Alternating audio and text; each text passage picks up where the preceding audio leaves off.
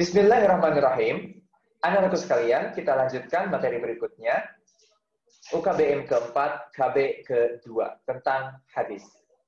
Hadis merupakan sumber hukum Islam. Hadis pula berasal dari Rasulullah Shallallahu Alaihi Wasallam.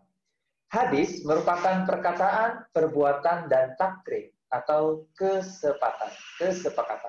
Kemudian, hadis pula mempunyai macam-macam kualitas, kuantitas, dan juga sebagai fungsinya untuk menjelaskan atau memperjelas Al-Quran. Untuk lebih jelasnya, mari kita sama-sama simak share screen layar berikut ini.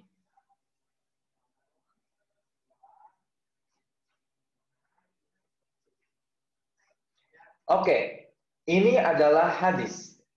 Hadis yang dimaksud adalah dengan as-sunnah. Ya. Ada yang menyebutkan as-sunnah, ada juga yang menyebutkan hadis.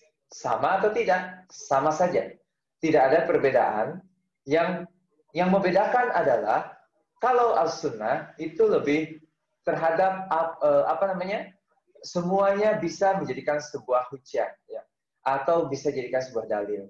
Tapi kalau hadis ada macam-macam kualitas. Ya. Kemudian memang hadis itu apa sih? Pengertian hadis yang dikemukakan oleh jumhur ulama atau muhadisin adalah suatu yang disandarkan kepada Nabi Muhammad Shallallahu Alaihi Wasallam, baik berupa perkataan, perbuatan, pernyataan, dan yang seumpamanya. Hafalkan ya, perkataan, perbuatan, dan pernyataan. Oke? Perkataan, perbuatan, dan pernyataan yang bersumber dari Rasulullah Shallallahu Alaihi Wasallam. Kedudukan hadis adalah kedua. Ya. Pertama Al-Quran, kedua adalah hadis. Al-Quran dari Allah, hadis dari Rasulullah Shallallahu Alaihi Wasallam. Selanjutnya, ada 4 macam al-hadis yang digolongkan oleh muhadisin. Yang pertama, ucapan. Kedua, perbuatan. Ketiga, penetapan atau pembiaraan. Yang keempat, sifat dan keadaan hima Rasulullah Shallallahu Alaihi Wasallam. Paham ya? Jadi hadis itu intinya dari Rasulullah berupa perkataan, perbuatan, dan pernyataan. Kita lanjutkan. Adanya hadis itu untuk apa sebetulnya? Ya, kita lihat penjelasan hubungan Al-Quran dan hadis. As-sunnah menguatkan hukum yang ditetapkan Al-Quran. Berarti hadis untuk menguatkan hukum di dalam Al-Quran. Ya. Ini adalah Al-Quran. Al-Quran, ya, ini adalah Al-Quran. Al-Quran ini sebagai firman Allah. Untuk memperkuat hukum dalam Al-Quran, ya, maka perlu adanya suatu hadis. Kemudian ada as-sunnah. As-sunnah memberikan rincian terhadap pernyataan Al-Quran yang bersifat global. Contohnya, di dalam Al-Quran ada tentang sholat. Ya. Pertama sholat, zakat, puasa. Sholat ya, dalam Al-Quran itu hanya perintah. Apakah ada tata cara kita untuk bersolat? Maka yang menjelaskan umum dalam sholat dalam Al-Quran tersebut adalah hadis. Kemudian yang kedua, as-sunnah memberikan pengecualian terhadap pernyataan Al-Quran. Ya. As-sunnah memberikan pengecualian terhadap pernyataan Al-Quran.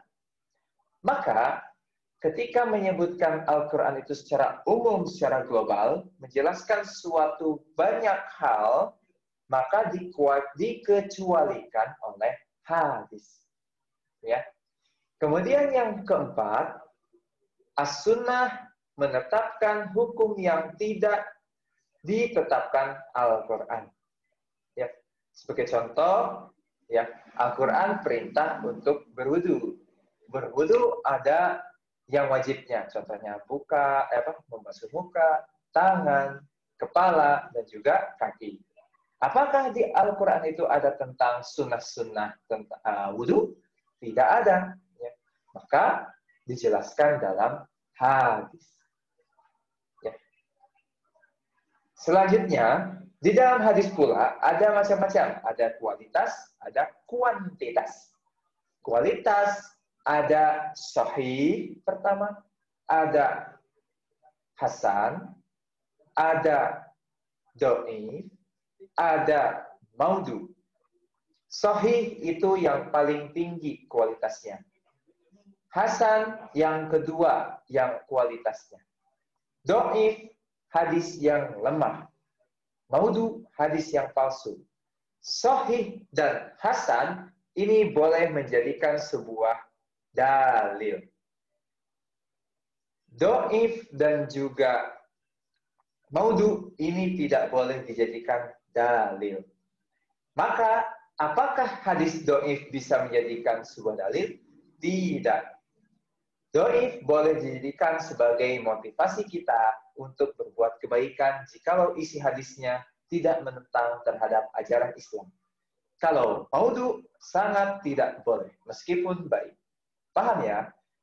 Kemudian yang kedua, ada hadis menurut kuantitas. Ada mutawatir, ada ahad, dan juga tidak ada satu lagi. Ketipu ya. Pertama mutawatir, hadisnya itu disepakati oleh banyak sahabat dan sebagian tabi'in. Kemudian yang kedua, ahad. Hadis ahad disepakati oleh kebanyakan tabi'in, ada juga sahabat sebagian kecil, dan tabi'at. Jadi, kalau misalkan kita tanyakan apakah yang paling bagus hadisnya, maka kita jawab hadis mutawatir. Karena sahabat Rasulullah masih satu zaman, ya, maka kesahihannya bisa dipertanggungjawabkan. Faktor utama dari sebuah hadis sahih itu adalah dari sanad. Apa bedanya sanad? Apa bedanya matan? Apa bedanya rawi? Kita lihat pada layar berikut.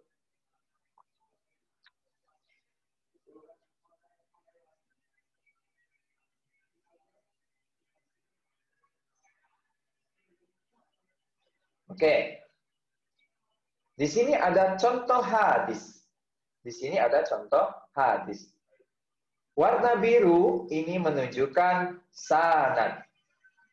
Warna hitam ini menunjukkan matan. Warna merah ini dinyatakan rawi. Apa artinya? Sanad merupakan sekelompok orang atau seseorang yang menyampaikan hadis. Matan artinya isi hadis. Dan rawi artinya yang meriwayatkan hadis. Paham ya? Maka ini adalah yang menyampaikan hadis dari Rasulullah sampai ke periwayat. Kalau ini isinya. Begitulah contoh daripada hadis.